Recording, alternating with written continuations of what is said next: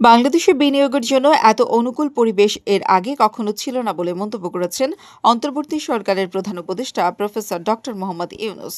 মঙ্গলবার চীনা বিনিয়োগকারীদের সঙ্গে এক বৈঠকে তিনি এ মন্তব্য করেন। রাষ্ট্রীয় অতিথি ভবন যমুনায় এ বৈঠক অনুষ্ঠিত হয়। বিনিয়োগকারীরা বাংলাদেশ বিনিয়োগ সম্মেলন ২০২৫-এ অংশগ্রহণের জন্য ঢাকায় এসেছিলেন। বৈঠকে ডক্টর ইউনূস বলেন, গত ৮ মাস ধরে বাংলাদেশে বিনিয়োগ সহজ করার লক্ষ্যে কাজ করেছি। বিদেশি বিনিয়োগের জন্য দেশে আগে কখনো এত অনুকূল পরিবেশ ছিল না। প্রধান উপদেষ্টা professor doctor Mohammad Yunus Korea ও চীনা বিনিয়োগকারীদের সঙ্গে প্রাতরাশ সভা করবেন বলেও ঘোষণা দিয়েছেন। এতে বিনিয়োগ সম্পর্কিত যেকোনো উদ্বেগ মোকাবিলা করা সহ বাংলাদেশে তাদের বিনিয়োগ দ্রুততর করার ব্যাপারে আলোচনা হবে। ডক্টর ইউনূস বলেন, অন্তর্বর্তীকালীন সরকার প্রবর্তিত বিনিয়োগ পরিবেশ, বাণিজ্য এবং শ্রম সম্পর্কিত সংস্কার বাংলাদেশে আরও বিদেশি বিনিয়োগ আকৃষ্ট করবে এবং চীনা ও দক্ষিণ কোরিয়ার উৎপাদন কারখানা দেশে স্থানান্তরকে সহজতর করবে। তিনি আরও বলেন, বিডার নির্বাহী চেয়ারম্যান প্রতি মাসের ১০ তারিখে কোরিয়ান এবং চীনা বিনিয়োগকারীদের সঙ্গে মাসিক প্রাতরাশ বৈঠকের আয়োজন করবেন।